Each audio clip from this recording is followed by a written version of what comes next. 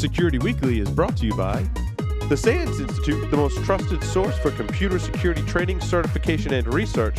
Visit SANS.org to explore the full curriculum and latest training offerings. Onapsis, the leading provider of solutions to protect ERP systems from cyber attacks. Customers can secure their SAP and Oracle business-critical platforms from espionage, sabotage, and financial fraud risks. Visit them on the web at onapsis.com. Pony Express. Check out their line of penetration testing devices, including the PowerShell, the Pwn Phone, and the Pwn Pro. For enterprises, there's Pwn Pulse, providing continuous visibility into wired, Wi-Fi, and Bluetooth spectrums across all physical locations, including remote sites and branch offices. For all those hard-to-reach places, there's Pony Express. Visit them on the web at ponyexpress.com. Welcome back, everyone, to Security Weekly. This is all security news for this week. And there was something with the NSA and something. Oh, God, it's blowing up the news. Are there any other stories, or are we just going to talk about NSA the whole time? Pretty much NSA the whole time. And then, yeah. So, what are you going to say about that, Jeff? Don't start with me. Start with somebody else. What happened this week with NSA? Yeah. So apparently supposedly the NSA. Allegedly, the shadow brokers leaked zero-day vulnerabilities, exploits, and payloads that belonged to the NSA. Dated back to 2013. Yep. That's supposedly what happened. And it's been confirmed because Snowden said, oh, yeah, that was NSA. Why? How is Snowden like the expert now when...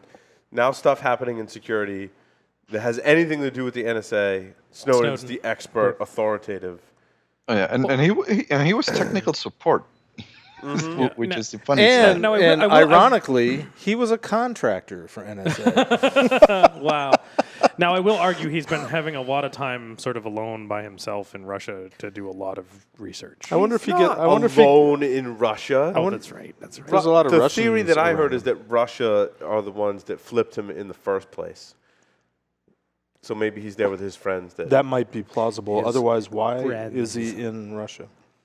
I wonder if he gets normally- pineapple. Does he normally- get pineapple in Russia? Do normally- Russians get pineapples? I don't know. Is there Normally brides come here. I guess he went there. Yeah.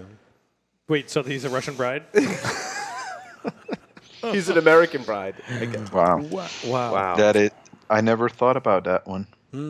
So we're discrediting the Snowden stamp of this was NSA. No, I'm not. No, he was not saying that it wasn't. Snowden says that.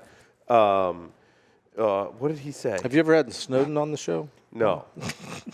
Snowden says that because the Russians are pissed off that the U.S. blamed Russia for the Democratic Party hack, so the Russians maybe were sitting on this NSA thing and leaked it as retaliation. That's what Snowden said. And the other one that I think this was the right news story, that someone did some research onto the dates of the release of the files that were released as part of this. Yep. And all of the dates were the day of or before the Snowden's last day.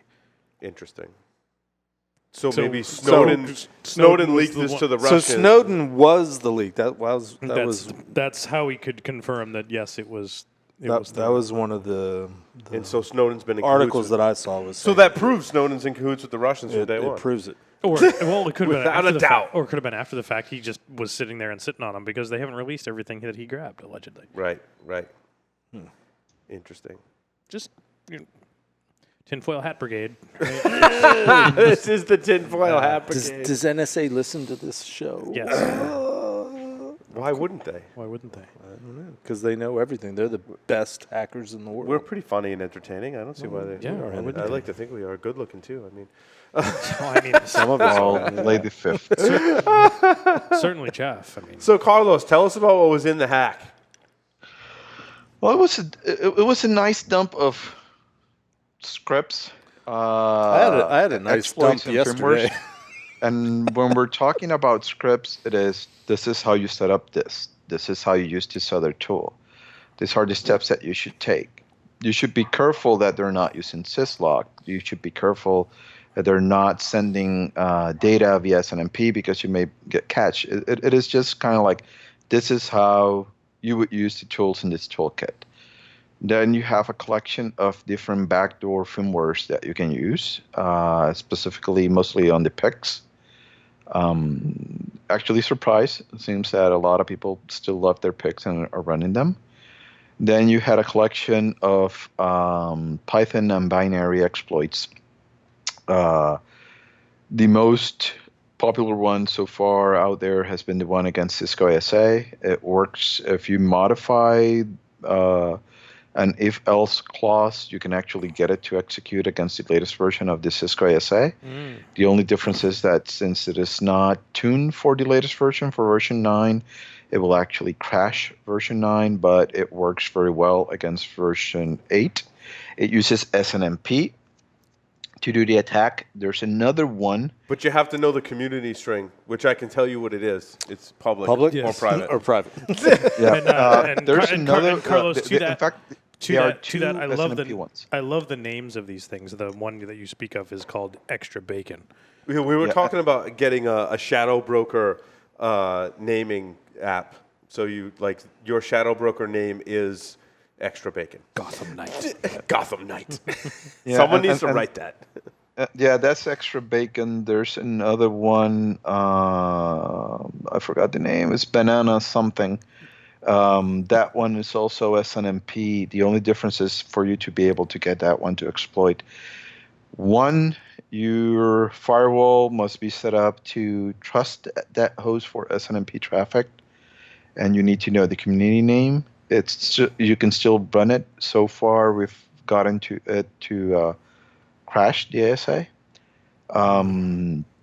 Then you have a nice collection against a company from China called TopSec, one of their firewalls. So you have a heap overflow, you have a stack overflow, you have a command injection via cookies, and I think there's another one for command injection via get parameters. Also, there's a privilege escalation in Linux using ifconfig. There's another exploit against Fortinet version 4.x. Fortinet patch everything in version 5. I think there's another one for Huawei, but I haven't looked into that one yet. So yeah, it's a very nice collection of 0 days. Not all of the implants were included that you can install in the hosts. One good thing for Cisco is that if you're running one of the latest versions of their ASAs, the firmware is signed and they enable secure boot on their devices. So that means that even if you put malicious firmware on one of the latest ASAs, it will not boot because it's not a valid certificate, unless this specific group is able to hack and obtain that certificate. Then, But now, that's right. Epic, Banana, and Extra Bacon were confirmed by Cisco, and they fixed those, and one of the SNMP is a new one that they're working on. Is that right? Yep. Yeah.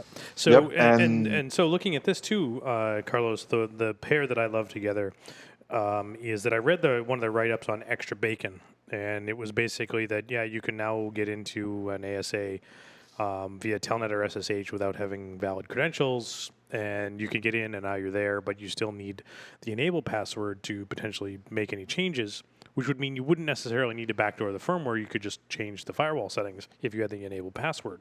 But you don't have the enable password. That's why you potentially use false moral, which deduces the enable password via SNMP, if I remember correctly. I gotcha. Yep, and also there are a couple of privilege escalations. There are instructions on how to create a tunnel through the firewalls. Yep. It is a very nice toolkit, but one of the things that I did notice when looking through it is that we're talking about several tools here. Disconjointed several tools. They're not part of a single framework. Right. Of a tool set. It is somebody wrote this tool, another person wrote this other one. You can tell by the coding style. You can tell that on one they didn't know how to use Python dictionaries, in the others they didn't. You can tell that in one the bash code actually checks for the exit code, and then on several it is the most horrific bash code I have ever seen, where it's just one command after another in a line without checking if the stuff was successful or not. So you can tell that it is a collection of tools that somebody grabbed from somewhere and they just joined them together one with another. It's not a cohesive framework of tools. Yep. So- And some of these names are brilliant. That's what I was laughing at because I just read one, and I think it's supposed to be pronounced Bargly. But if you look at it, it's Bargly. You guys know what Bargle is, right? No. Go Urban Dictionary it. But so there would potentially be the Bargle and the Bargly, and then the packet injection module for Bargly is second date, and I would usually think that second date comes first, but Bargle? Bargle. Yep. Bargle. You learn something new every week on this show. Interesting. Now, operationally, one of the Bargle, a word that means your mind is complete nonsense or is full of confusing thoughts that don't make sense when said out loud. I got verb to vomit or the act of puking. That's the one. Ding, ding, ding. There you go. one of the things Usually that it involves is, a specific at least act, but for me of interest as a defender. Should we is talk about that- pineapples now? Hang on, hold on. Carlos, what were you I'm saying, sorry, Carlos? Carlos, go Carlos. ahead. Okay, one of the things I want to say is that as a defender, one of the things I liked was them mentioning, hey, if you don't own the syslog, don't attempt any of this. Mm-hmm. If you don't own where the SNMP traps are going, don't do any of this. There was a lot of verbiage about how to stay under the radar when they're using this kind of tool. So if you're somebody that is administering a network and you have several firewalls, enable syslog, send your SNMP traps somewhere else. Make sure that machine is only able to receive those packets from devices it's managing and not anything else. So you have your segmented management network and you control that traffic. It is like the presentation that Tao Group said that they hate it when customers know how to secure their shit. So if they're logging everything and looking at their logs, it makes their lives more difficult. And by the verbiage from the scripts that I was reading, it seems to be true. Interesting. But now, shadow brokers are putting this up for auction, essentially. The auction was kind of weird, right? Like they were saying you had to give us Bitcoin, and then if we reach a certain amount, I figure it was $1 million, we'll just release everything to everyone, which is kind of lame. I don't know. I would think that if you got really good, so what does the story go? That this was a server that was supposedly in control by the NSA? That it wasn't on? It's supposed to be a command and control server. Right. That supposedly they were able to look at the traffic, go into that command and control server, hack the command and control server, and that they found a toolkit in the command and control server. Now, given that what we know that is publicly known about Tao Group, I find it difficult that they would drop so much into a command and control server. I agree. That is just not good OPSEC. That's what got me, Carlos. Like, did this NSA group really have that poor OPSEC when it's their job to be low and slow and stealthy in other people's networks and break in? Like, did they really not have that OPSEC? I find that hard especially to believe. when you read information from Kaspersky on other investigations that match the same MO of this specific group. Mm-hmm. This specific group has been very, very, very careful and has had very tight OPSEC. And what is the group in NSA that they say this came from? There was a name, a word for it. It was a company. I mean, it was a. I will. Yes, from the game. I even forgot the name. I've been up since 4 a.m. So I'm trying. My head is blanking out. I read this article, like this morning at like 6:05 a.m. when I first woke up. That may have been yesterday. My days are. Jeez. Either way, whoever it was. Equation Group? Is that what you're trying to think of? No. Equation Group? Equation Group, yeah. It's Supposedly it's the Equation Group, and there are several write-ups. so far inside of Kaspersky on the equation group itself that they published a couple of years ago. I do find kind of funny that everybody started saying, no, look, it's the same constant. And then a couple of programmers actually looked at it and went like, yeah, that's always going to be that same constant because of compiler optimization. So it's kind of So like they say equation group operating alongside, but always from a position of superiority with the creators of Stuxnet and Flame, which was claimed to be a different group within the NSA. Yeah, and when you look at it, it makes sense. You have to remember that the NSA is mostly run by military guys. So you'll have Air Force, you'll have Army, you'll have Marine, Navy in there all working together. And non-military, non-government And personnel. non-military. And one of the things that they're good at is keeping stuff isolated from one another. Compartmentalized. I hate that word. Compartmentalized. That's another word I Traditionally, usually can't NSA is the director is always a military person. I would not say that it's run by the military. I don't know why I say that. Why would I say that? So, but it's run by the different branch of the government, not the military? Is that what you're implying? If it's not military, it depends on the group. Yeah, in what commercial organization do you look at the most senior level of management and say they're running the show? Yeah. Think about that. And what happens is that you have different groups internally that operate on their own. They have their own command structure, their own goals. They operate differently. So, for example, and this is me, Carlos, if I was going to do this type of op, I would go in, I would recon my target, I would select these are the exploits I need, I would put only the exploits I need in my command and control server. Right. I would not upload a treasure trove of tools and exploits and do all of that stuff from there. No. If I want to be careful, and so far I've taken the time to set up a myriad of several command and control servers to hack one specific target. And I've done my recon on that specific target. And I only use one single command and control server per target, which has been their MO so far. Why am I going to dump a bunch of tools that I don't need in my command and control server? Including instructions on how to use each one of those individual tools. Right. Yeah, that's the part that's kind of ever since I read the article. I'll tell you exactly why. There's detailed instructions. I'll tell you exactly why. Because all of this stuff was written by contractors who had to provide instructions for someone that wasn't as maybe talented to use them. And then they don't have the same talent, maybe.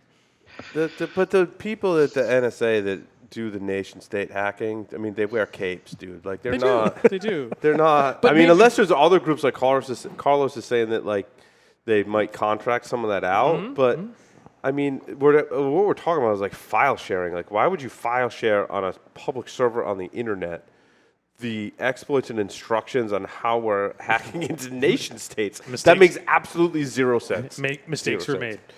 I don't know. But that actually, to me, makes it sound more like, oh yeah, this is the government behind it. Well, the problem is that I have had the pleasure of training ex-NSA people. I have had the pleasure of working with recently people that have left the agency recently, and the work ethic and how they do stuff by the numbers, and the way that they like establishing, they come into work, they get pissed if there's no SOP on how to do something, and then they establish an SOP, and then they bust my balls, going like, "Hey, Carlos, we should improve on this SOP."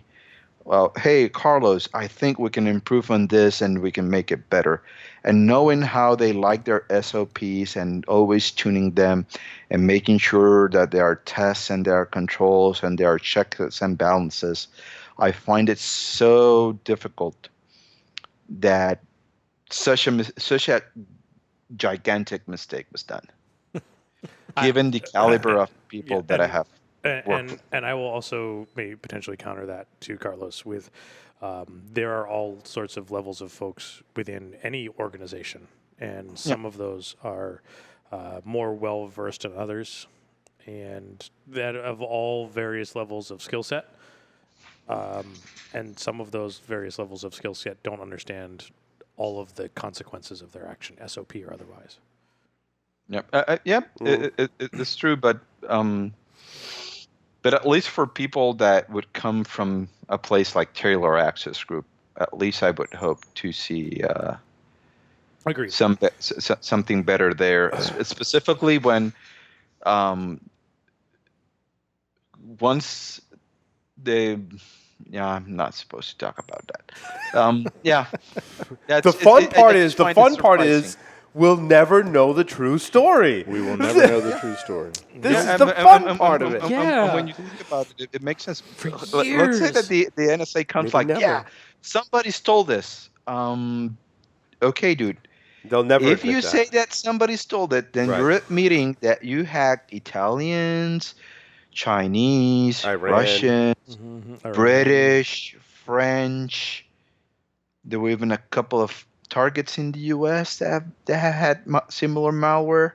Any Israeli? So you're admitting a bunch of stuff. Yeah, I was thinking that too. Would we hack our friends? If we'd hack ourselves, we'd hack our friends. Absolutely, we hack our friends. Yep. If we'd hack our friends, we'd hack ourselves. True. Yep. Yeah. It's like when you talk with any DoD person IR person, and you ask them who is the adversary that you fear the most, and more than likely they'll tell you Israelis. Yeah. They'll go like, "Damn, they're good."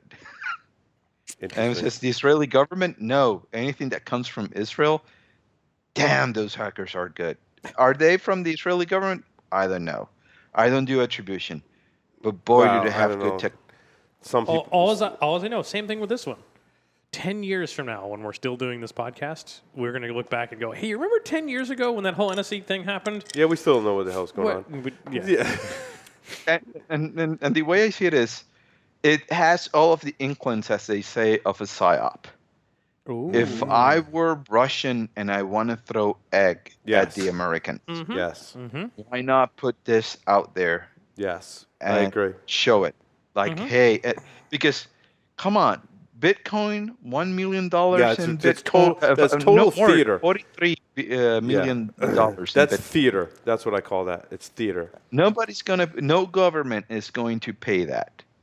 Nope. Pay that because Bitcoin, even though it is so anonymous, it can still be tracked. And the other problem you have with it is that none of the exchange you can actually trust them to then cash that large amount of coins.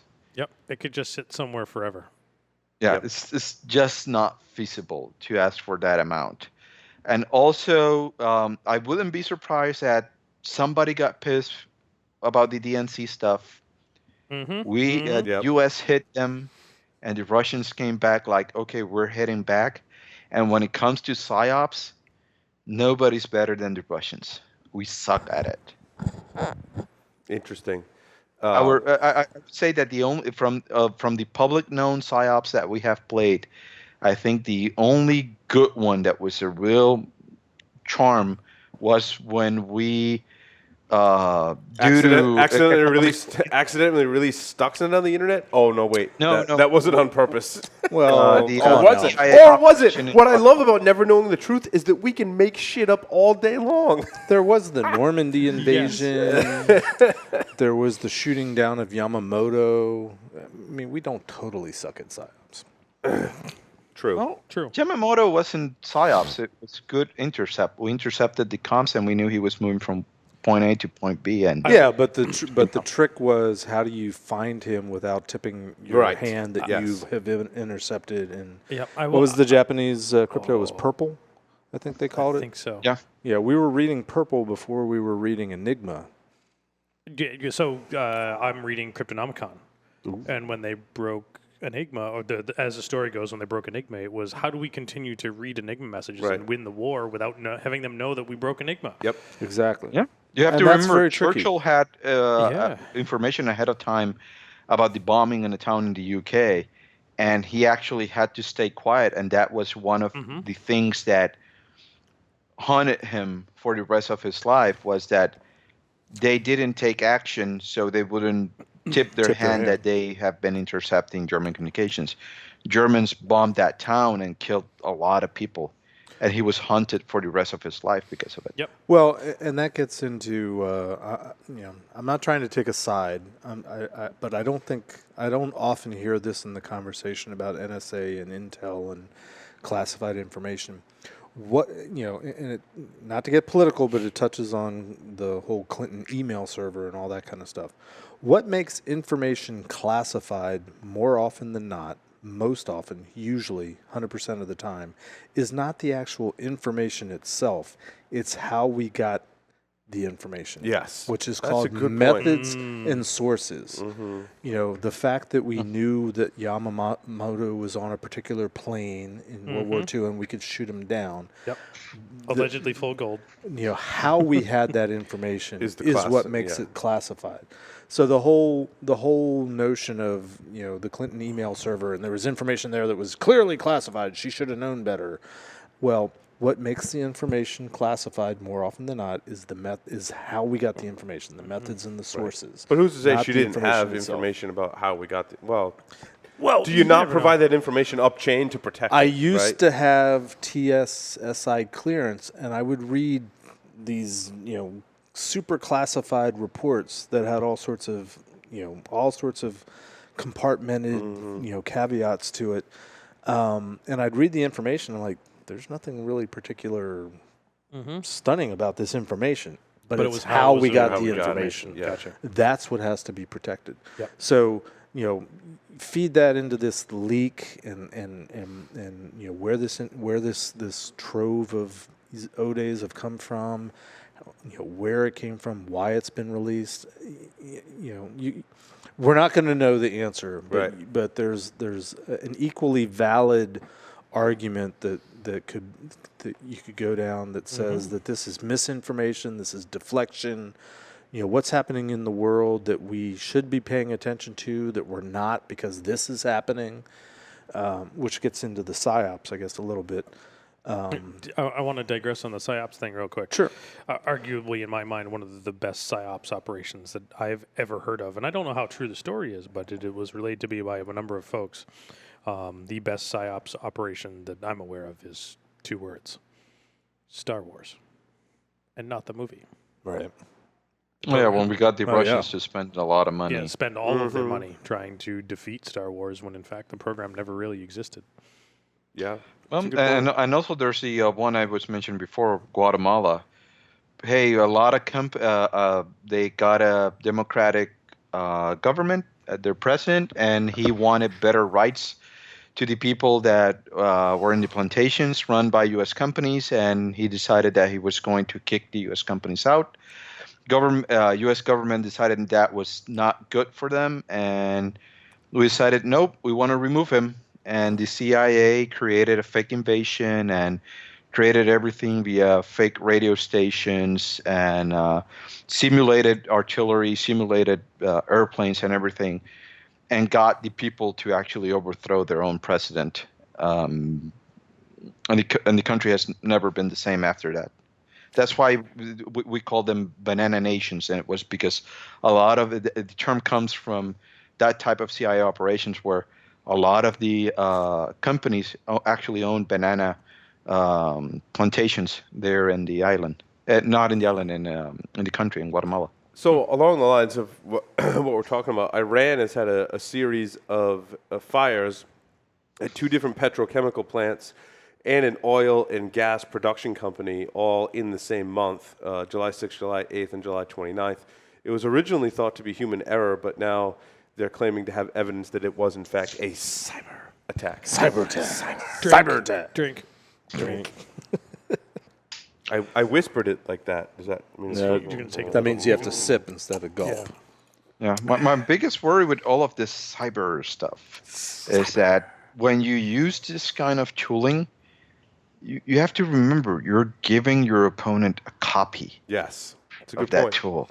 You're giving your opponent a copy. It is the only type of confrontation you have with another opponent where you're actually handing him a copy of your weapon. Like, hey, here, have my rifle. No, here's my exploit. Here's It's my like- badge. it's No, say- you know what it's less like in kung fu movies when they fight and the person you're fighting against is using a specific kung fu style, like Snake and Crane, and the person that's defending him goes back and he goes in the woods and he thinks about it and he starts emulating the movements. Like, oh, you just gave me your kung fu.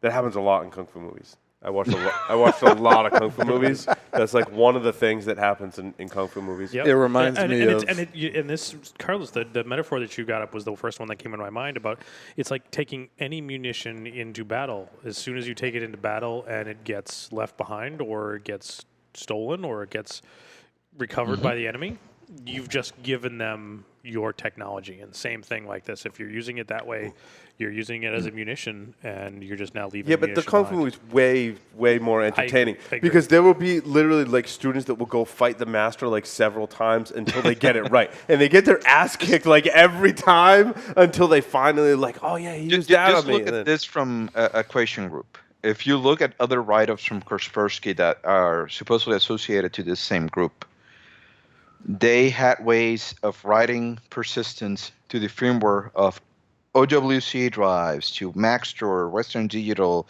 Hitachi, all kinds of drives. So persistence on drives by rewriting firmware. Now you gave them a copy of that module on how to rewrite that firmware. Plus you gave them copies of that firmware itself. That is quite advanced. Then they, in the write-up themselves, they also have ways of backdooring the UFI on machines and BIOS. Now you gave them a copy of the DLL and the libraries that you used to do that.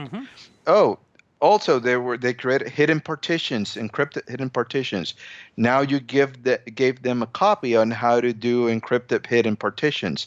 And if you're a blue teamer and hearing this, you're probably shitting your pants because you're going like, how the fuck am I going to know if the firmware of my drive has been backdoored, yes or no? And who the fuck gave a copy to the Russians and Chinese? It's learning kung fu by getting your ass kicked. Yep. That's the name of this episode: learning kung fu by getting your ass kicked. And I don't know why, but we're all laughing at you, Crower, saying shitting your pants. You know, when Kevin Mitnick did his hack many, many years ago and left voicemail for Tsutomu, Yeah. you know, he was going, your kung fu is no good. Oh yeah, I remember that.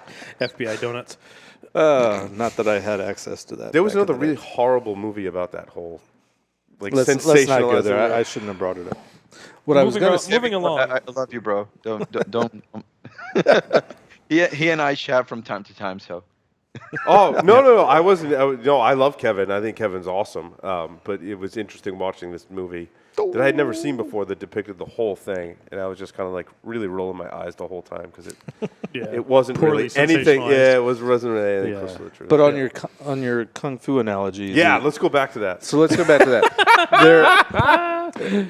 You remember the movie First Blood, Sylvester Stallone? Yes, Yeah. not a kung fu movie. I'm Not a kung I'm fu slightly movie. disappointed in you, But, Jeff. well, bear with me. The author of the book, First Blood, a guy named David Morrell, all of his novels are all about, super secret spy assassin types. And he's got this one book, I forget which one it is, but it's basically Catholic priests, a secret order of Catholic priests that are really assassins that were set up to fight the this is a bad time politically to say that, but Muslims, back in the time of the Crusades. And there's this one scene in this one book where this guy that's been highly trained, he's been targeted because he wanted to get out. So other people are after him, other assassins. And he's in this room, no lights, no windows, it's completely dark. So he's going through his training of systematically like going side by side and then taking a step forward, going side by side, working his way through the room, and it's all about what's going on in his mind. You're like, where's the other guy? He's trying to kill me. And all of a sudden he realizes, wait a minute, the guy's had the same training as I have. So he's probably doing the same thing I've been doing, but from the opposite side of the room. So if my calculations are right, he's probably right in front of me right now. So he throws a punch and he nails the guy.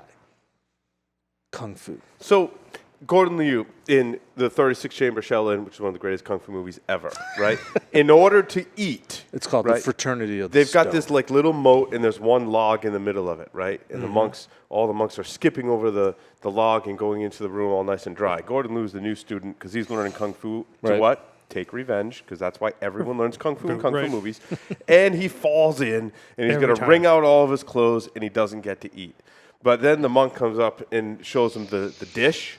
And he throws the dish, and it skips across the water, and he has this revelation, and magically he learns how to skip across, and then he gets to eat because he does it effortlessly. The next day he goes back. Now there's many logs in the water, and all the monks are falling in, and Gordon Liu does his mental thing and figures out how to skip across it, and he's the first one. This is absolutely so much more entertaining than absolutely nothing to do with computer security, but it is an stuff. awesome movie that you should go watch called The 36 Chambers of Shaolin, greatest kung fu training sequences ever in any movie. I don't know how that relates to our story, but it doesn't. But it doesn't. But it's a fun. It's so much more fun than quote my useless. I just kung find it fu funny knowledge.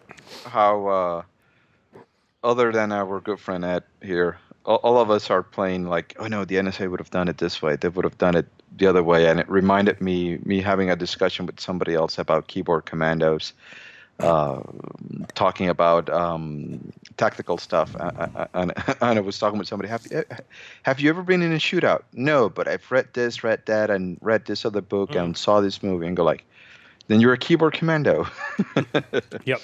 And I guess we're doing kind of the same thing here. Yep. No plan survives first contact with the enemy. Yeah. Every time you get mentioned Kaspersky, I keep thinking, what would Jack say right now? But it's just like, when the little kid's looking over the fence and trying to emulate his dad's movements in kung fu. But the really way he learns kung fu, the real way, is he goes out in the woods and finds the old drunken guy and learns the best kung fu wax ever. Wax on, wax off. In what equates to about a month, and then he's able to kick anyone's ass. Because you're saying that Jack is the old man in the woods? Yes. That's exactly what I'm saying. Absolutely. And it only takes a month to become a kung fu master. The old wizened drunk man with the long beard? Yes. Drunk being the key word? Yes. Or in a... They always have like this little jug of wine, and he's always like sipping on the wine.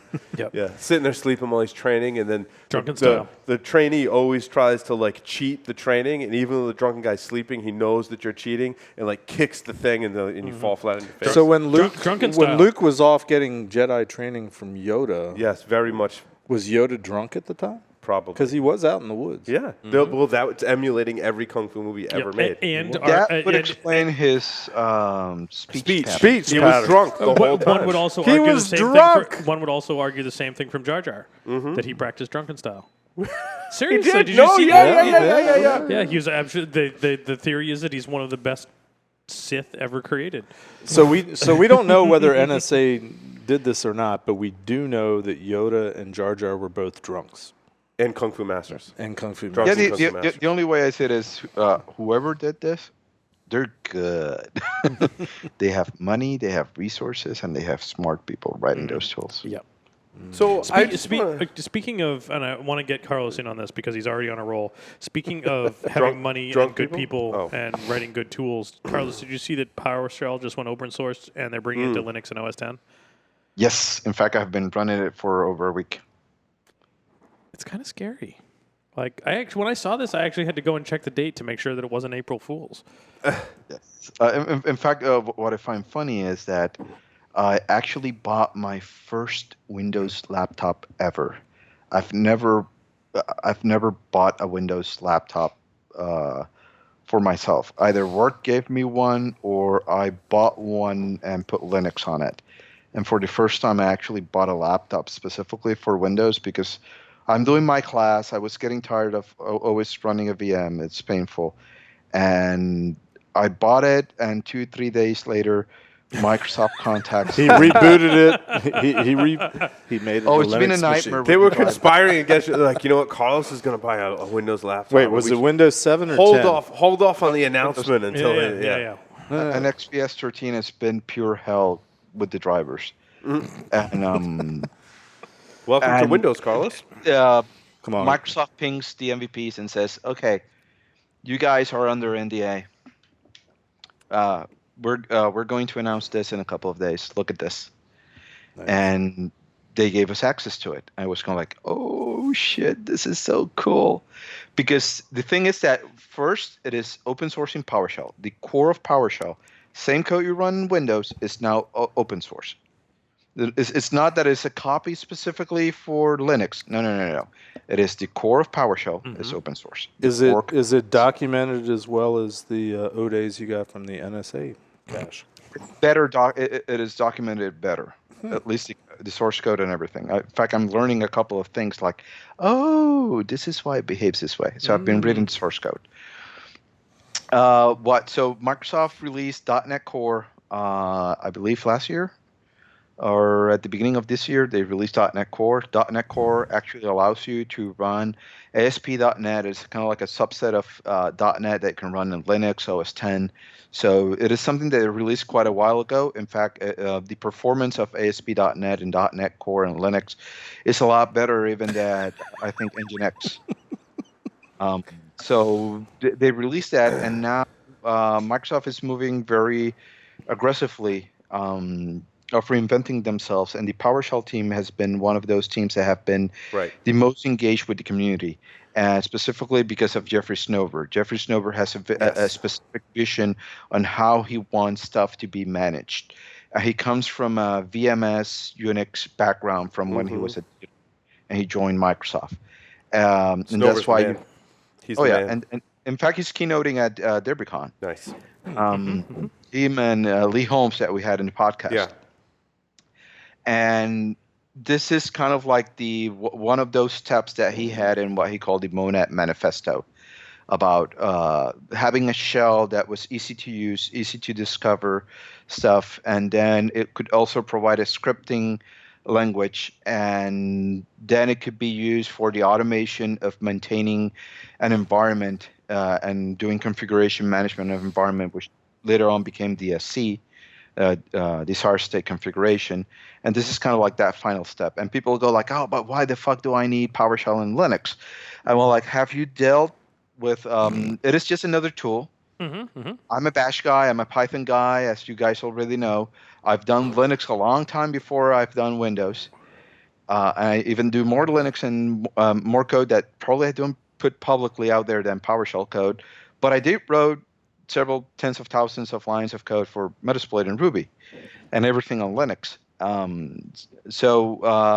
Have you ever dealt with XML, CSVs, JSON on Python or Bash? If we want to have a similarity, well, in PowerShell, it's just import CSV, and I import a CSV file, and now everything's an object. And then I pop it to select, and one of the names of the fields of the CSV, and now I only get that. If you try to do that in Python or Ruby or Bash, you have to do cut, set, regular expressions, import the CSV library. I still like dictionaries better. Yeah. So it's kind of nice. They have a very nice video on the release about dicks. I'm really happy that You're trying to segue. and I'm already part of a pool with several other guys of when Matt Graber from Verse Group is going to have his shell injection code for Linux based on PowerShell. Matt Graber is the guy that Dave Kennedy is in love with, that keeps doing jealous. I thought Dave Kennedy was in love with me. That's what he just told me a couple hours ago. Well, done stickers with your face and T-shirts with your face, and put the hashtag made Paul happy, like he has done with Matt, that he does make Matt happy. Wow. So speaking of bringing everything into question, Dave's love for you, PowerShell on Windows. How many times have you read an article in the popular press, like on CNET, that references an actual dick?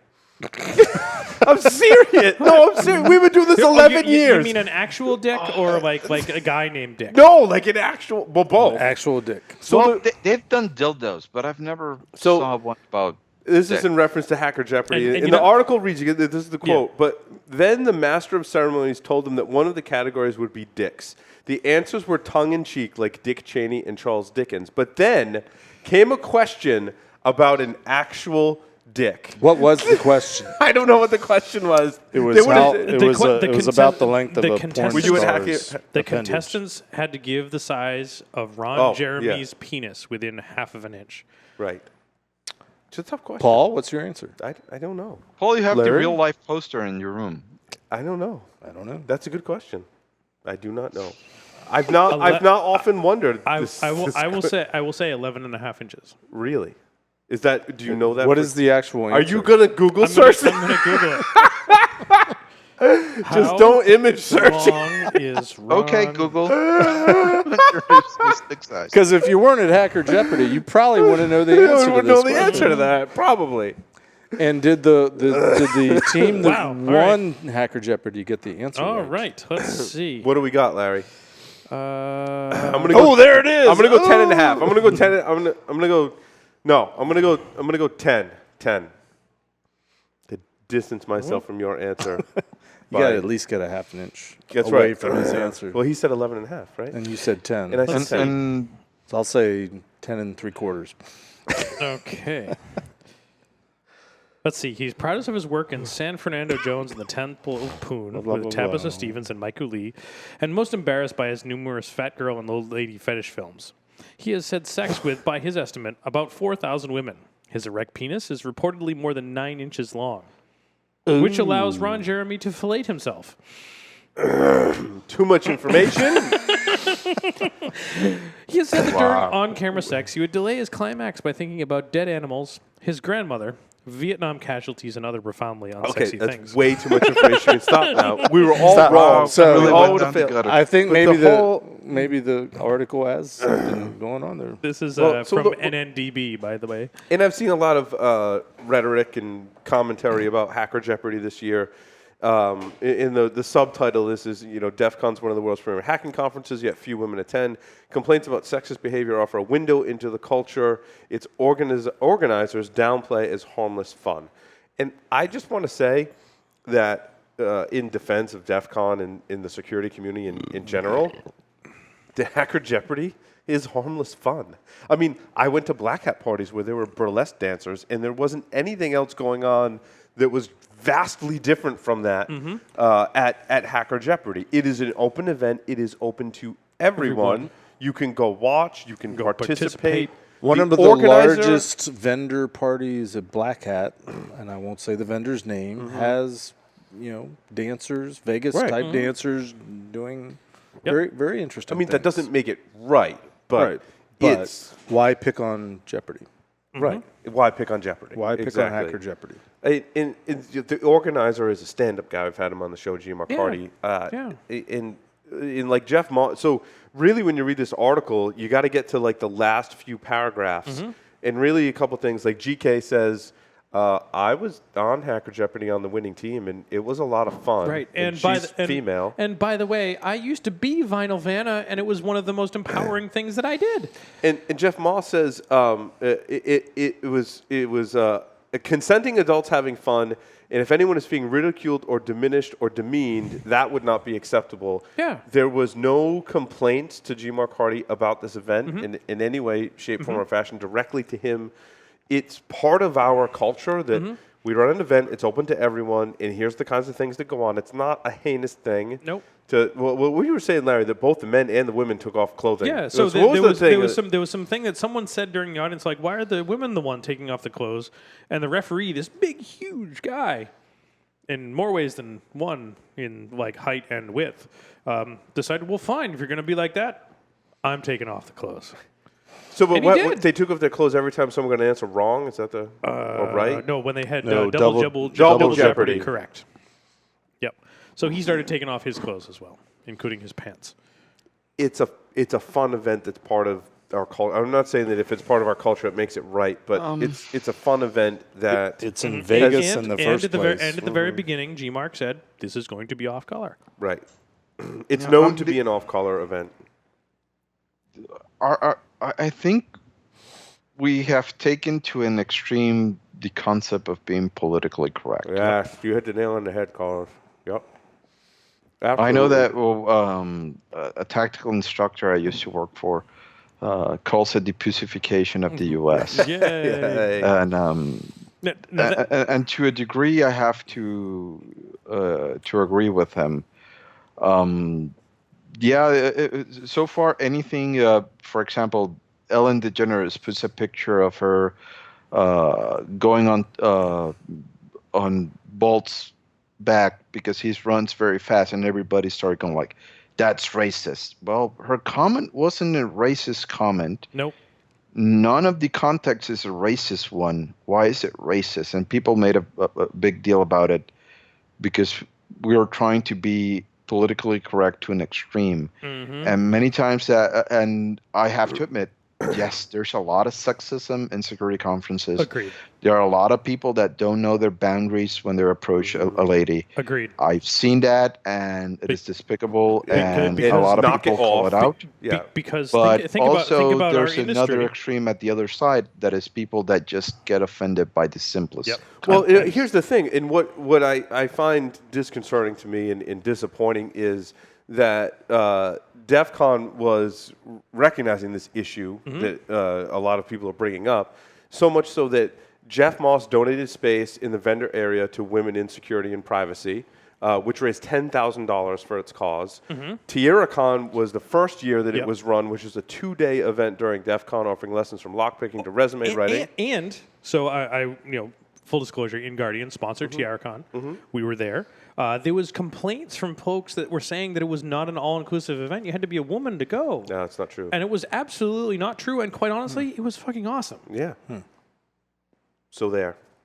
And I will say that me personally, I don't see any issue with women in the security industry, and in fact, I'd love to see more of them because the women are absolutely brilliant. I mean, I'll extend that and say, if there's any community that's accepting of people in general, like I think we said this on the show before, like how many different people do you know of all kinds of race, color, creed, religion, belief, tinfoil hat or otherwise, but we all come together in security, with the possible exception of Trump supporters, but go ahead. Well, even that, there's probably a few of them. No, it doesn't matter your political. I've personally sat at dinner or at a bar and shared drinks and talked about security that absolutely have completely opposite political views. Point in case, I think Paul and I have very much different political views. Sort of. To a point, but you know what? We could very easily get in some very heated discussion about some political views, and we've been doing this for 10 years. Right. But when we do talk about areas where we disagree politically or on any issue, we talk about it like adults. And we have the right to disagree. That's what makes this country great. Like at Enterprise Security Weekly, we may not agree with a vendor strategy, a press release, and we openly say that, but we leave it open-ended. Look, it's on all the shows on the network. If we talk about something and you don't agree with our opinion, contact us. We'll bring you on the show. We'll talk about it. Yeah. The shining example of that is Marcus Random, who's down on pen testing. We brought Marcus on the show. We talked about it. Talked about it, and it was great. I actually got Marcus to say, "Yeah, I can see your point on that." Holy shit! But Marcus's comments, I'm like, "Yeah, I see your point on that." And when you sit down and you talk with people, that's what being an adult is all about. It's called being a mature. It's not trolling on social media. No, it's not any of that stuff. It's about sitting down and talking about it. We're a community of race, creed, religion, sex, you name it, and we need to come together as a community and to throw away all the political crap to make security better. Absolutely. And that, to me, that's what DEF CON's all about. I agree. Yeah. And to have a good time with our friends in the industry that we don't get to see every year. Yeah. And bring back the shots for illegal drinking age folks for the first time DEF CON speakers. So,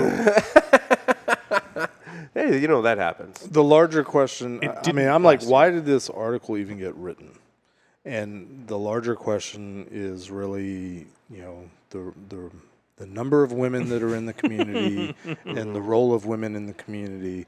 Does Hacker Jeopardy make it more difficult for women to feel comfortable in the community or not? That there were women that were interviewed for this article that said it was a great time. Right. Yep. 4 of them, in fact. Well, that said, there were probably also a number of women in the audience that said, this is horrible, and they're objectifying women. Don't go.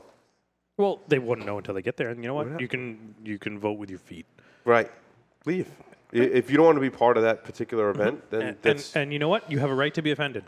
So for women, I'm just playing devil's advocate for men. For women to fit into the hacker culture, do they have to submit to a certain perspective of women? No, to be because they have to be a human. Right. Okay. I mean, they can choose to go or not to go or participate in certain things that are part of the culture that are potentially offensive to some, but for the majority of people, a good time. Yep. See, I have this thing that I've talked to Gmark about, and as far as Hacker Jeopardy goes, is that I need to perfect it, and I'm not going to let it slip because it's my thing that might lead to winning Hacker Jeopardy, because it's crass and offensive, and not in the way that you might think. And it's, it has nothing to do with racism or sexism or anything like that. But we'll just leave it at that. It's crass and offensive to certain crowds.